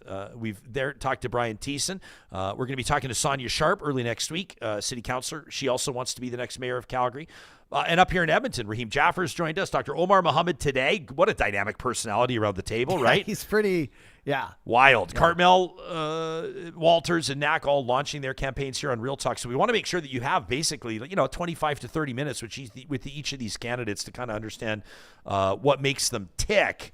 But some pretty interesting things here. Like I see Sharon here in our live chat, powered by Park Power, says, I like that Brian's proposing solutions to the issues that Calgary is happening. Whiterium says he's been really impressive. You get in sort of a scenario here where, you're a month out from the vote, and people may think that they've seen all these candidates. They've heard the pitches. They may have had a visit to their door already, probably have. Maybe some of you have your lawn signs out. But things are about to ramp up big time. And none of these races are wrapped up with a bow or all said and done. In none of the major city centers, we will see some changes. I mean, in some of the I know you don't love when we call them bedroom communities, but for example, in St. Albert, Kathy Aaron's not running again. You're going to have a new mayor in St. Albert. You're going to have, I see Alana Nachu has thrown her hat back in the ring, Sturgeon County mayor. She's been an incredible advocate for that region. She is running again. So, but nothing is guaranteed, right? And, I had an opportunity to host the Edmonton Chamber, their 56th annual golf tournament, Johnny, yesterday at the Quarry. Amazing turnout there. And somebody comes up to me and says, hey, Jespo, like between you and I, kind of off the record, who are the next two mayors of Calgary and Edmonton? I said, you can say it publicly. I said, you can tell everybody. I said this. I said, I don't have a hot clue. I said, this is going to come down to the wire. Sure. With these races, for sure. And it is not unheard of that you could have a candidate that's polling third or fourth or fifth that just leapfrogs and shocks everybody on election day. That's why we vote. And so these campaigns are hammering the pavement, and they're knocking on doors. And then the biggest challenge that they're going to have is getting people out to advance polls. And of course, on October 20th, on election day, getting people to actually show up. It's one thing to get the donations. It's one thing to have all the volunteers, but you got to have people show up for you on election day. You can always let us know what you think, Real Talkers, to talk at RyanJesperson.com. Leave a comment on our episode on YouTube. Thanks for sharing it with fellow voters that you think might benefit from hearing these interviews. You can comment on Spotify as well. It's always great to see those comments. We presented a very special episode of the show in our most recent episode, Johnny. That was the 16th of September. And what a remarkable human being. May I talk about Bryce McCartney for a second? Yeah. An alum from YOUCAN Youth Services, who we talk about all the time. Just an incredible young man, 19 years of age, who joined us along with the leadership at YOUCAN Youth Services. Obviously, we're very proud to support them and very proud of our partnership. But we wanted to make sure that we had a voice on that roundtable, someone that has participated in this program. They talk about how YOUCAN is bringing young people out of harm's way and onto a path of economic independence. And that guy, is it fair to say, knocked our socks off? Oh, yeah. I mean, just unbelievable. Talking about his coming up, his childhood, where he is now. He well, I'll push you to our short for the condensed version, and then to the full episode you have to go. But yeah, basically this kid's lived a full life by 19 years old. Yeah. I mean, a drug dealing father, a mother who he himself said honestly wasn't there with real love. They failed to pay rent. He was forced to live on his own at 16. Yeah. But got his crap together, so to speak. Yeah. Went and found some publicly funded things to help him get to school, which he took a 40-minute bus ride to, by the way. Yeah, both ways. While living in a hotel, Graduated high school, the first of his 3 siblings to do so, and entered a work program through UCAN that got him working. He's already working, already received, some pay raises and some promotions, and he's 19 years old. I'm listening to his story, and I'm like, the majority of people out there, I know, pressure makes diamonds, but this would crush most people, right? Oh, yeah. They'd be way farther down that ladder, and probably, these are the people we see on our streets. These are the people who are experiencing houselessness and drug addiction. And he's someone who clawed his way to the top all by himself. Well, let's pat UCAN on the back as well. They were one of the ones who obviously helped him the most, but clearly had just a loner story. And when he's talking about, people asking him why he did it, or how he did it, how he got up every day, got on a bus, went 40 minutes, lived in a hotel, which he said himself was pretty depressing. And he had big bouts of loneliness and stuff. They said, how did you do all that and maintain your mental health and keep physically fit? He was exercising and, stick to a diet and just maintain a good life in general. His maturity was and off the his charts. Is off the charts. His answer was, I don't want my kids to experience this. I want them to have a better life than I did. 19 years old, thinking about his next generation. Right? It's wild. Yeah, wild. The kids he doesn't have yet. Like he's talking about how he's always believed that he's going to have a family. And he spoke respectfully, I think, in particular of his mom, but he was just like talking about how his parents just weren't equipped to give him the upbringing, like you said, that he needed. But he goes, my dad straight up was a drug dealer. And like, that's what he was around growing up. And you talk about like how easy it would be to follow in those footsteps and how difficult it would be to step outside of that lifestyle, of that reality. And I'm not surprised to hear that it was resonating with Real Talkers, right? Like Matthew was just like, what an amazing young man he is. Lauren just says, what a special person. I love this. Sharon says he had his UCAN circle around him, and he sure did. Just an incredible team there. You can check out the full episode. It's titled Relentless Outreach, Remarkable Transformations. And this was a really important episode for us to do because I can sit here every single day for 30 seconds and sort of profess my admiration for what the team at UCAN is doing. And when we say they're doing life-changing work, like a lot of people will say that about a lot of things, right? Like going to Morgan Wallen 2 nights in a row at Commonwealth Stadium changed my life. That's not what we're talking about.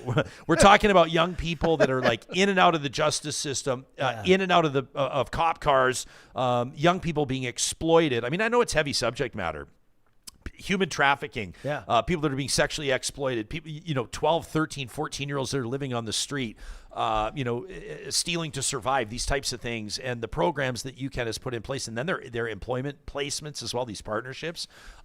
When you can prove, like we talk about proof of performance or return on investment, it kind of feels a little bit tacky when you're talking about people's experiences and human beings to talk about it as like return on investment, but that is what it is. And 100%. The fact of the matter is, when you're appealing to people for donations or for corporate supports or for government funding, you got to be able to prove that it works. Sure. And this guy, Bryce McCartney, just blew my mind. I mean, I see him. I don't want to say it to him to his face, and I didn't want to say it with the rest of them sitting here, but I'm like, I could see a world where this guy is in a position of leadership within the organization. He wants to be on a podcast. I think we should get him in immediately. Yeah, right? As part of our team.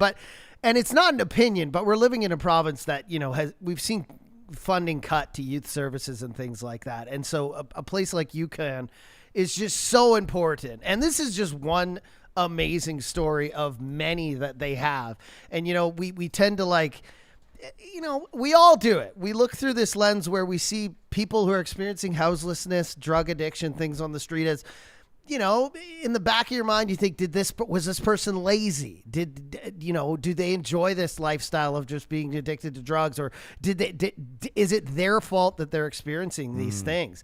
And it's not. Look at what happened to Bryce. And his is a great story that had a great turnaround, but it's because of places like UCAN. It's because of places that get the funding and support they need, get a nice new building, a place that people want to go to, that gives them the chance to change and isn't, decrepit and run down and has horrible plumbing. And we need more places like that, and we need more funding for that. And then That's what's going to turn around houselessness and drug addiction and all these things in our city that people are talking about. Safety downtown. It's not, busing people out of the downtown core or rounding them up and putting them in jail. It's giving them a chance to really turn around. Yeah. And look at this kid, like 19 years old. I was like, this Remarkable. kid, this kid's done more than I ever will in 19 years. Yeah, we invite people to check out the episode. Again, that was our September 16th episode, Relentless Outreach, Remarkable Transformations. I mean, I feel like a bit of a jerk. I haven't even mentioned like the leadership, like Executive Director Katie Kitschy was in with us, and she brought in team members in fund development, and of course talking about the programs, these youth outreach programs, that Relentless Outreach program as well. I mean, there's a lot of ground that we covered here, and I guarantee you're going to fall in love with this organization like we did.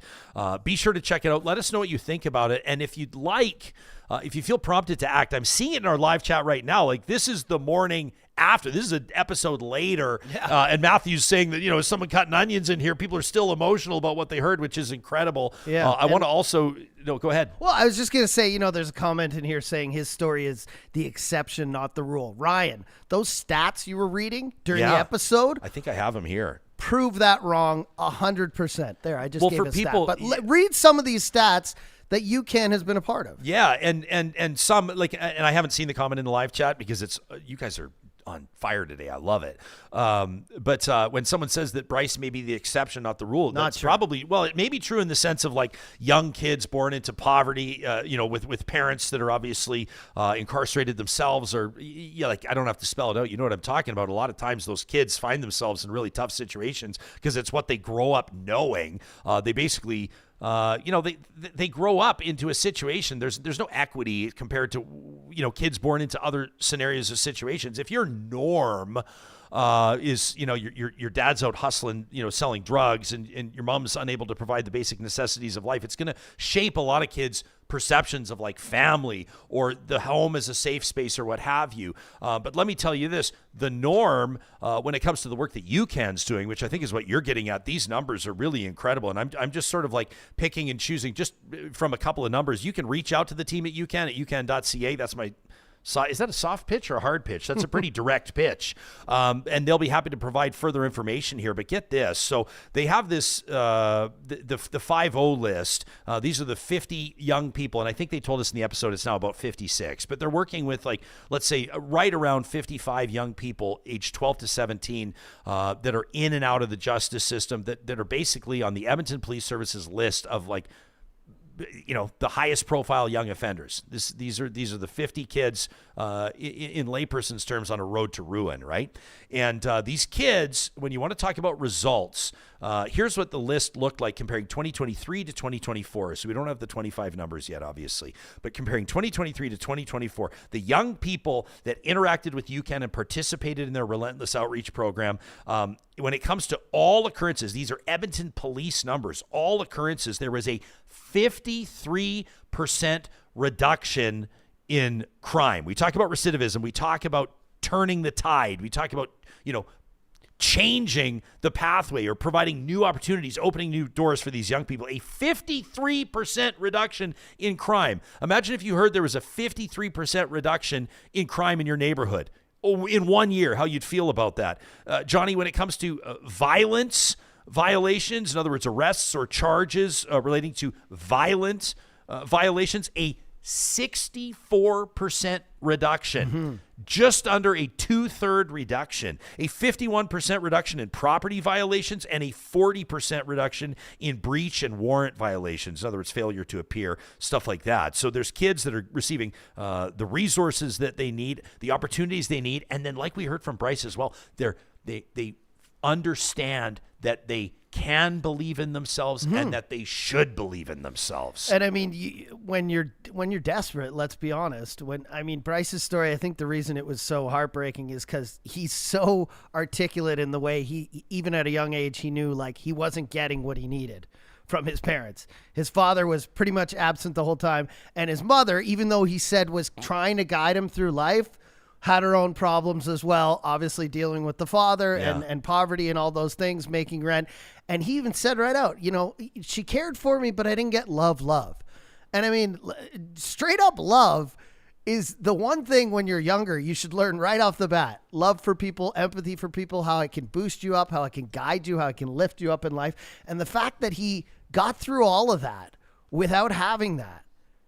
But I would say that UCAN was kind of the love he needed. It's the love he was missing that he found. So like UCAN is one of the most important places. And it's not to say that we need more places like UCAN, more organizations. UCAN is amazing. They need more places, but we need more organizations in general. I mean, he mentioned Yes as well, but we just need more. We need to fund more of them, and we need more outlets because as Kaylin said on the show as well, as Edmonton's population rises, these numbers, although great that you just read off, are going to be harder and harder to beat year after year. Especially if, if the economy, it's like a tough road to hoe for a lot of people right now. And a lot of people are really struggling financially. And we know what happens with crime statistics. You can draw a direct line. When people are struggling, crime goes up. That's a fact. Desperation. It's the number one reason. Domestic violence goes up. Reliance on, alcohol, drugs, and alcohol use goes up. Most people who have what they need don't find a reason to steal. That's just how it is, right? How about this from Tony, who says she's going to look into volunteering at UCAN in the new year. Amazing. Because she was inspired by the story she heard. That's incredible. Well, Ryan has been there many times. You've shared your stories. I love that place, man. And it's just, every time you go there, you come back and your bucket is full. Yeah, that's a wonderful way to put it. I love Bryce talking about they got the posters up on the wall and everybody gets the gold stars. It's like they're really like the motivation that happens there is incredible. You get the gold stars by your name when you get a job interview, when you participate in the job interview, and then you get to go up and ring that big bell when you're offered employment. And I saw it happen once and I got chills. I love that he tells us, he said, what was it like for you ringing the bell? He goes, I didn't get a chance to do it. He goes, because they needed me at my new job right away. So yeah, I go, you got to go back there and ring the bell, dude. You can check out youcan.ca for more on this remarkable organization that we're so very proud to partner with.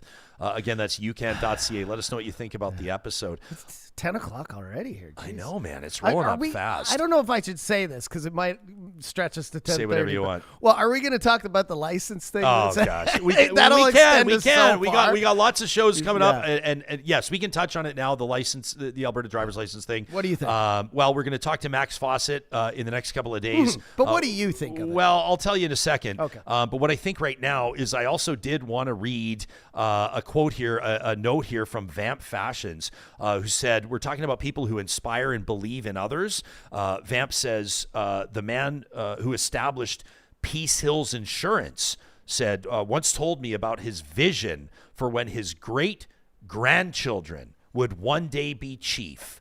And says, Vamp Fashion says, it's much better to look forward than back. I absolutely love that. You know how proud we are to be partnering with Peace Hills Insurance. I actually want to direct your attention before we get to the driver's license story at peacehillsinsurance.com. You can learn more. I appreciate Vamp Fashions bringing this up about this Edmonton-based insurance company that serves all of Western Canada with home, auto, and business products. Peace Hills Insurance is actually owned by Samson Cree Nation, which makes Peace Hills Insurance very unique in its marketplace.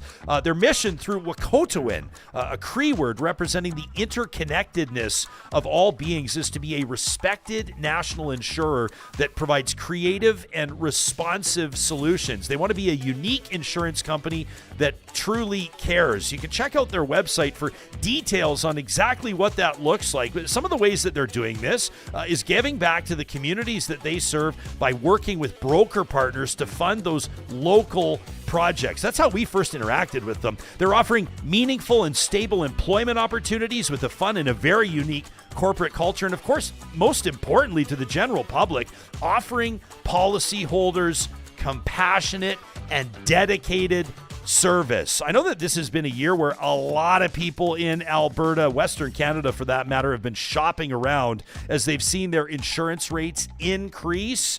I would recommend that you check out peacehillsinsurance.com. Very competitive rates and unprecedented customer service, including car insurance. They've got their collector's vehicle plan, RV insurance, and more. You'll find it all online at peacehillsinsurance.com.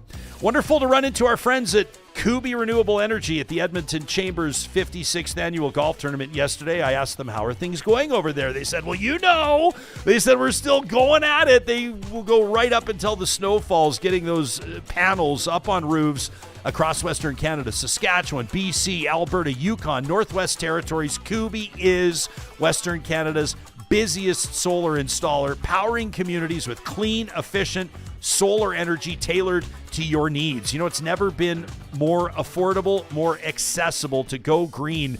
With the Canada Greener Homes Grant and other incentives, you don't have to come up with all the cash up front. And a lot of times, by the time that grant is due back, those 10 years, your system has already paid itself off. The team at Kubi can give you all the details. It starts with a quick contact at kubi.ca. That's KUBY.ca.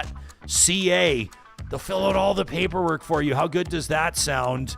Make sure you let them know you heard about Kubi on Real Talk when you get in touch with Kubi Renewable Energy.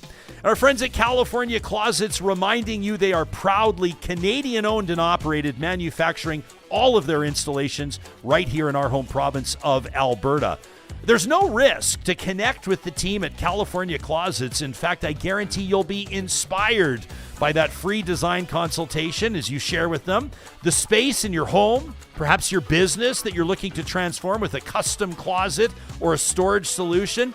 And then you'll talk budget. And the team at California Closets can work with any budget.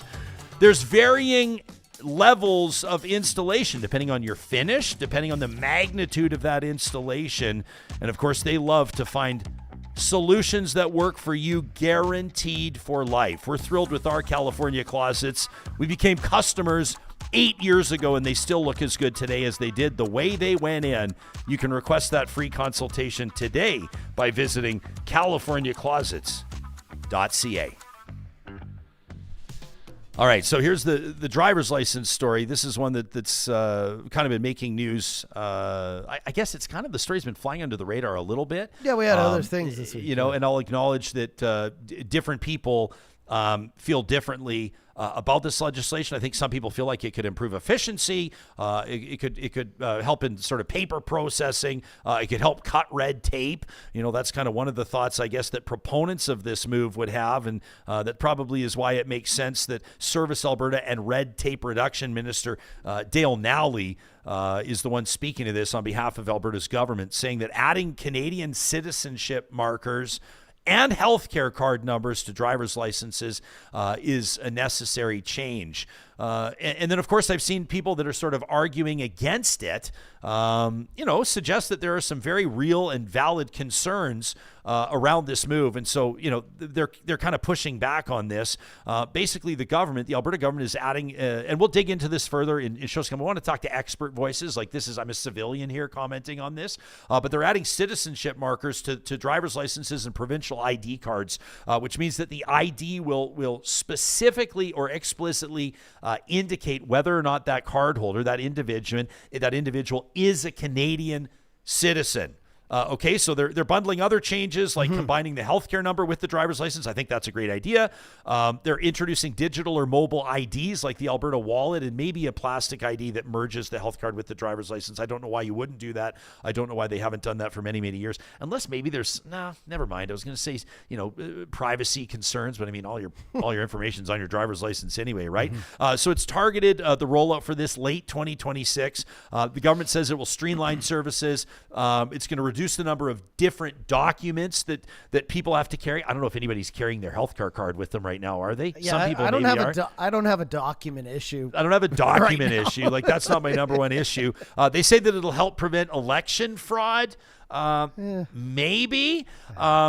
Sensitive data. That's certainly one. I think in the sense that like citizenship can be sensitive, and again, like I'm coming to you from someone who's like born and raised in Canada, grew up here, like so people that are maybe like new Canadians that have immigrated here from elsewhere, refugee stat, whatever the case is, they're going to have obviously completely different frames of reference here, and we'll seek to understand those perspectives in future shows. This announcement's been made just a couple of days ago, but we don't know how the data will be protected. We don't know when they're talking about digital wallets. I mean, you would hope that the government's consulting in my mind, the smartest people in the field on that. I'm thinking of some of our former partners and teams that we've worked with in the past that work in this space on data protection and digital verification or digitally verified credentials. Who's going to have access? What scanning or licensing issues might expose this information? If you go into the bar and they scan your license. I was just going to say that. For our people watching, you just keep talking, but here's like the old style, I guess you would call it, not really old. And I love this Sally sample that they have. Sally sample at 123 Main Street. And so they're just going to add this, which is boom, a little CAN in the top right-hand corner that would indicate Canadian citizenship. Now, I would imagine like some of the obvious concerns would probably be around profiling of non-citizens, that's permanent residents, temporary foreign workers, refugees, like we said. It kind of opens the door for discrimination, right? Just a little. I mean, the sole point here is to identify people who are not citizens, not who are, I think, right? So for me, it's like you already can't register to vote if you're not a citizen anyways. So how does this help that? I've never been asked for my passport when I went to vote municipally or federally. So for me, it's like what I see in my head when I see this is a red flag to where, when you're pulled over by the police, are you a citizen or not? Even when you go into a nightclub or at an event where you have to prove you're of age to drink, are we now profiling people at events or bars and nightclubs? You know what I mean? There's a lot of exclamation points that go off in my head here. Yeah. I mean, Kenzie asks a fair question, which is why is it wrong to be able to prove citizenship, especially in elections? Well, we already do though. When we register. We prove residency. I don't know if we're proving citizenship. Well, you can't register to vote unless you're a citizen, right? Yeah, so, I guess. I mean, Super Chat Ken right now says, where was his comment here about voting in past? He said out of 1.7 million Alberta voters in the 2023 election, 3 out of 1.7 million, 3 were found to be ineligible. He says, but we're going to spend tens of millions on this over 10 years. Yeah. Some people are, I would imagine, you might say, number one, on profiling, and again, I'm coming at this from a privileged position. This is not going to really impact me in any way, so take that for what it's worth. I just want to put those cards on the table. Some other people will have much stronger opinions on this than I will. But I don't know, how many people are going to have access or see your driver's license. It's not like, we're not getting I'm not trying to be glib or cute on this, but you don't get a sort of an armband that you wear if you're not a citizen, right? It's not like an externally facing marker. But you show that, when you go to a bank and try to get approved for a loan, all these. What about landlords? 100%. When you're applying for all these, for rental property. I think of all the times you have to upload your license for things that are really important in your life, where now there's going to be a little flag there that says you are not part of this group, right? Yeah. And you may be a permanent resident. You may be on the track to becoming a citizen. You may have already been paying taxes for 4 or 5 years. Who knows, right? So it seems a little unfair to me. Yeah. Jurisdictional issues, which we reference often. The different levels of government swerving in or out of their lanes. We have the provincial government that oftentimes claps back at Ottawa, or, wanting Ottawa to stay in its lane. Although more recently, they've been playing very nice. If you've seen one of our most recent shorts, Danielle Smith and Mark Carney, we're calling them a political power couple. A little bit cheeky, but they're getting along a little, well. But you heard it in today's mayoral interviews, more particularly with Brian Thiessen, that the cities in the province, Alberta's municipalities definitely don't feel like the province has been staying in its lane on a number of different issues. So, does the province have legal authority or at least a justifiable mandate to include citizenship on IDs or driver's licenses? I don't know. Will these markers be respected or included by other provinces? I mean, these are food for thought as people are evaluating this. Yeah. So non-residents aren't on the register with Elections Canada, right? So you wouldn't be able to. Yeah, I was wondering what the safeguards are there. So Matthew says he's worked multiple elections. Says you don't prove citizenship. You sign a solemn declaration on threat of a $10,000 fine or jail time. So it says then that they have staff who do audits to check into that. So Erica wonders why the assumption that everyone who knows your citizenship status is going to use it for a nefarious purpose against you. That's extremely cynical. I mean, I don't know if it's an assumption that, I'm just trying to I'm trying to approach this on the fly, and give you my immediate response to it. I'm reading some news coverage here of what some, I don't want to call them special interest groups, but groups that are speaking, representing different perspectives. Civil rights lawyers, I'm sure, will have some things to say about this. Civil liberties, I should say. I would imagine that for some people that are walking different paths or having different life experiences than us, they could probably give us a ton of different reasons why they wouldn't want to have citizenship or lack of citizenship. Like, that'll be a glaring omission on theirs, right? I'm just wondering, like, forget all that, the opinions on, like, what's the problem we're addressing here? What is this fixing? What problem is this fixing for us? And I just don't see the issue that we need to do this and spend money to do it when there's other things we need to address. That's all. Yeah. I mean, I guess you could, if you did believe that, you got to always, like, we got to dig into the layers on everything, right? Because if they say, well, it can improve, it'll provide, it'll give us our elections more integrity. What you're saying by this move that we're making will give our elections more integrity. What you're saying is you do not believe that our elections currently have integrity, right? Or at least you're casting doubt into the integrity of our elections, which has been a strategy, obviously, that we've seen invoked in the United States most recently, but not exclusive to the United States, and certainly in other parts of the world where elections do lack integrity. So there's that. It probably could cut back on identity fraud. I don't know, streamlining. But like you said, I mean, have these been like major pressing issues? Like, are these the number one things? I don't think so. Yeah, I don't think so either. Yeah. Tracy also has a very important question here in our live chat powered by Park Power. Why are we putting Canadian citizenship on our IDs if we want to separate from Canada? Tracy says, I guess we're staying put. Ken says exactly right, Johnny. What was the problem that this solves that is worth the cost? Ms. KD says, imagine being a newcomer to Canada, a newcomer person of color, she says in particular, and being pulled over by a racist cop.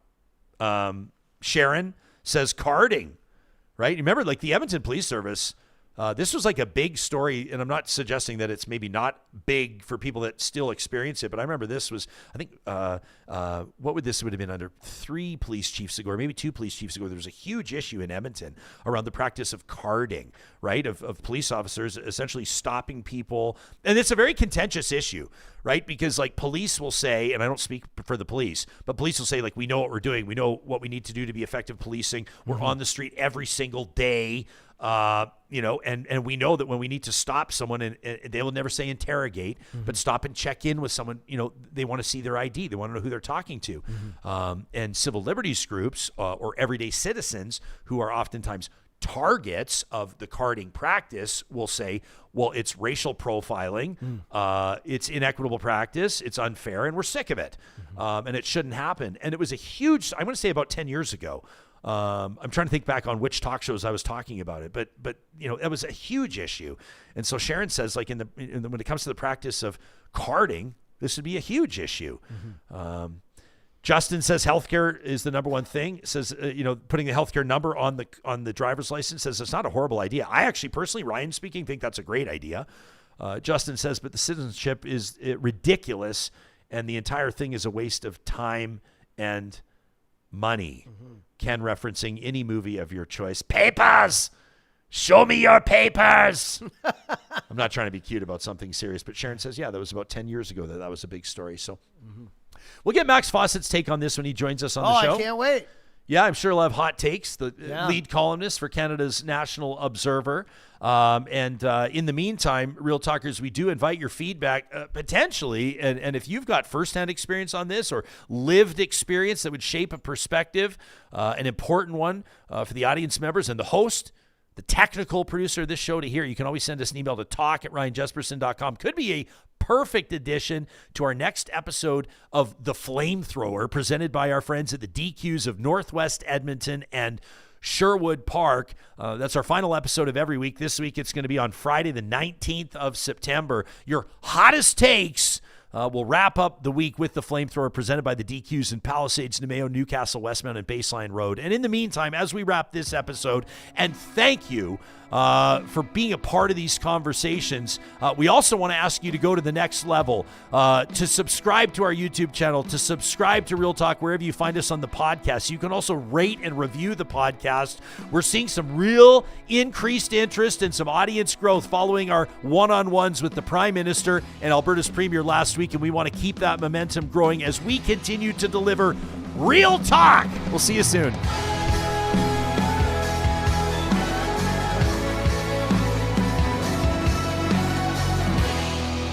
Real Talk is hosted by Ryan Jesperson, executive producer Josh Dunford, technical producer John Hicks, general manager Katie Cook-Chivers, account coordinator Lawrence Derlego, human resources Lena Shepard, website design Mike Johnston, voiceover by me, Carrie Skelton.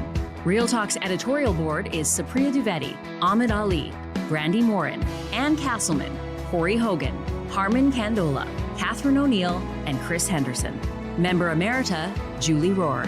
Real Talk is recorded in Edmonton, Alberta on Treaty 6 territory, the traditional and ancestral territory of the Cree, Dene, Blackfoot, Saulteaux, and Nakota Sioux, home to the Métis settlements and the Métis Nation of Alberta. Real Talk is a relay project. For more, check out ryanjesperson.com.